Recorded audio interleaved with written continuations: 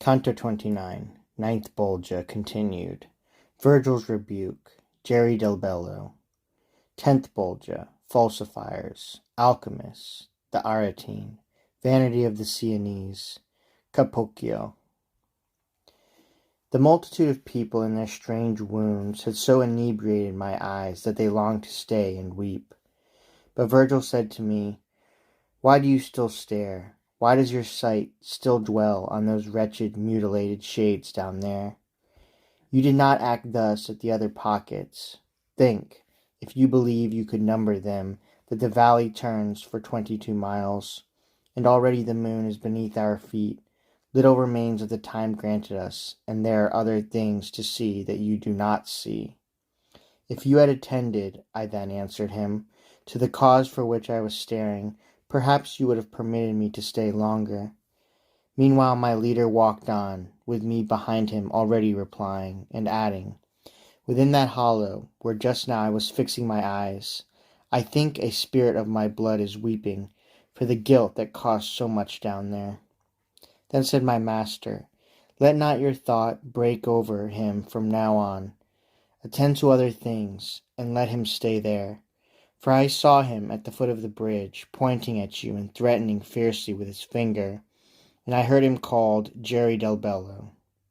You were then so caught by him who held Hautefort that you did not look there, and he went off. O my leader, his violent death is yet unavenged, I said, by anyone who shares the shame of it, has made him full of scorn.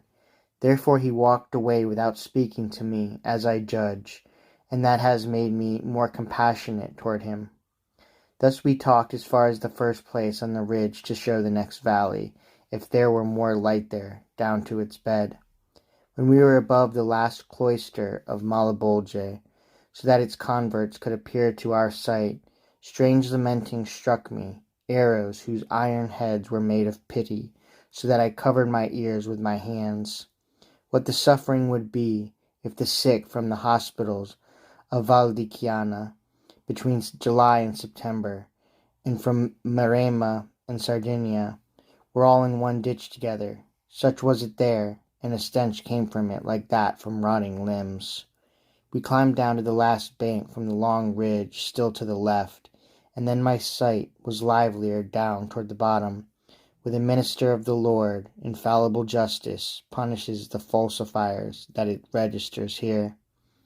I do not believe it was a greater sadness to see in Aegina the whole people sick, when the air was so full of malice, that the animals, down to the little worm, all fell. And then the ancient people, according to what the poets firmly believe, were restored from the seed of ants. Then it was to see, along that dark valley, the spirits languishing in different heaps. This one lay over another's stomach, that one over another's shoulders, and this one crawling, transmuted himself down the evil road. Step by step we walked without speech, seeing and hearing the sick, who could not lift their bodies.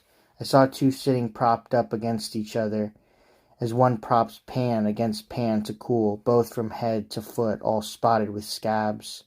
And I have never seen a currycomb so plied by a boy awaited by his master, or by one who unwilling stayed awake, as each one of them plied the bite of his fingernails on himself, for the great rage of the itch which no longer has any remedy. Their nails tore off the scabs like knives, scaling bream, or some other fish with larger scales. "O you, who dismal yourself with your fingers," began my leader to one of them, "and at times make pincers of them, tell us if any Italian is among those in here, so may your nails suffice eternally for this work."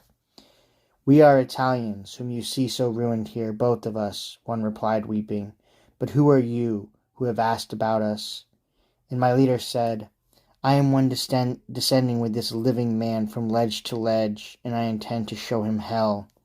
Then the mutual support was broken, and trembling each of them turned to me, along with others who heard the words as if by echo. My good master drew near to me, saying, "Say to them what you wish, And I began, since he wished it.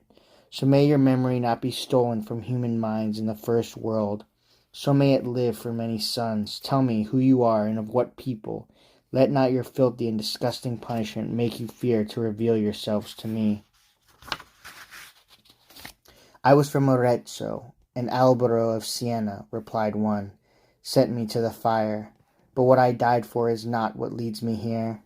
It is true that I told him, joking, I could raise myself through the air in flight. And he, who had eagerness but little sense, wanted me to show him the art, and only because I did not make him Daedalus, he had me burned by one who loved him as a son. But to the last pocket of the 10 for alchemy, which I practice in the world, Minos damned me, who may not err. And I said to my poet, now was there ever a people so foolish as the Sienese? Certainly not the French by far. And the other leper, who heard me, replied to my word, except for Stricca, he knew how to spend moderately, and Nicholas, who first discovered the rich custom of cloves in the garden where that seed takes root, and except for the crew, for whom Caccia de Asciano used up his vineyard and his great farmlands, and to whom bedazzled displayed his wisdom. But so that you may know who seconds you against the Sienese, sharpen your eye towards me, that my face may answer to you. Then you will see that I am the shade of Capocchio, who falsified metals with alchemy.